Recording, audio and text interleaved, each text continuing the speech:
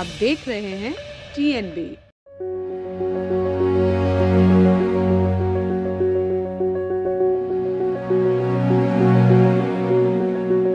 देश में कोरोना संक्रमण ने बेरोजगारी पर कितना असर डाला है, इसका पता सरकार के आंकड़ों से चलता है। लोकसभा में एक सवाल के जवाब में सरकार ने लॉकडाउन से पहले और बाद के कर्मचारियों की संख्या का आंकड़ा दिया है। इसके मुताबिक कोरोना संक्रमण की पहली लहर को काबू में करने के लिए लगाए गए लॉकडाउन की वजह से करीब 27 लाख लोगों की नौकरियां चली गई थी।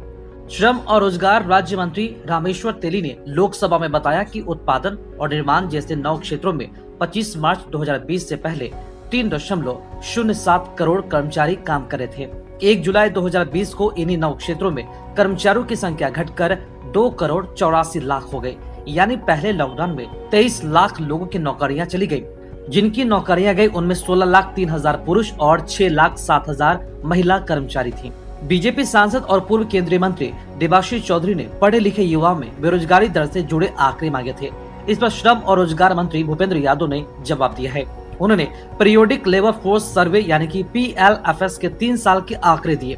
इसके मुताबिक पढ़े लिखे युवाओं में अनपढ़ युवाओं की तुलना में बेरोजगारी दर ज्यादा है। इन आंकड़ों के मुताबिक ग्रेजुएशन कर चुके युवाओं में बेरोजगारी दर सबसे ज्यादा है। PLFS के 2019-20 के सर्वे के मुताबिक ग्रेजुएट युवाओं में बेरोजगारी दर 17.2% है, जबकि अनपढ़ युवाओं में बेरोजगारी दर 0.6% है। अनपढ़ युवाओं की तुलना में पढ़े लिखे युवाओं में ज्यादा बेरोजगारी दर के पीछे जानकारों का मानना है कि अनपढ़ या कम पढ़े लिखे लोग अपना छोटा मोटा काम शुरू कर देते हैं, जबकि पढ़े लिखे युवा अपनी योग्यता के आधार पर काम तलाशते हैं, जिस कारण उनमें बेरोजगारी दर सबसे ज्यादा होती है। कोरोना संक्रमण ने भारत में बेरोजगारी दर जमकर बढ़ाई है। PLFS के सर्वे के मुताबिक अक्टूबर से दिसंबर 2019 की तिमाही में भारत में बेरोजगारी दर 7.9% थी। ये वो वक्त था जब कोरोना नहीं आया था, लेकिन अगली तिमाही में कोरोना का संक्रमण आ चुका था। लिहाजा जनवरी से मार्च 2020 के बीच बेरोजगारी दर बढ़कर 9.1% के पार पहुंच गई है। कोरोना को काबू में करने के लिए पहली लहर में अप्रैल से जून के बीच सख्त लॉकडाउन लगा रहा। आर्थिक गतिविधियां बंद हो गई थी। इस वजह से बेरोजगारी दर बढ़कर करीब 21% पर आ गई। हालांकि जब अनलॉक की प्रक्रिया शुरू हुई तो बेरोजगारी दर में थोड़ी कमी भी आई। जुलाई से सितंबर 2020 के बीच बेरोजगारी दर 13.3% और अक्टूबर से दिसंबर 2020 के बीच घटकर 10.3% रही। लेकिन जब कोरोना की दूसरी लहर आई तो इसने बेरोजगारी दर फिर बढ़ा दी। अप्रैल से जून 2021 तिमाही में बेरोजगारी दर 12.7% रही, जबकि इससे पहले जनवरी से मार्च तिमाही में ये दर 9.4% थी। लेकिन दूसरी लहर के बाद हालात जैसे ही काबू में आए तो बेरोजगारी दर फिर कम होकर 9.8% पर आ गई।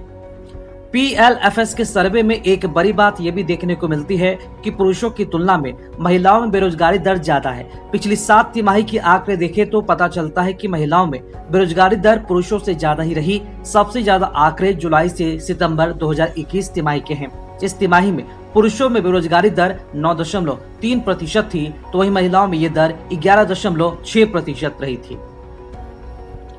अब बेरोजगारी का बढ़ता आंकड़ा वाकई में पूरे देश के लिए चिंता की बात है।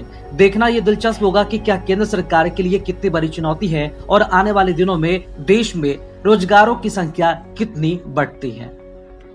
खबरों में फिलहाल इतना ही। देश और दुनिया की ताजा अपडेट्स के लिए लॉगिन करें www.thenationalbulletin.in पर।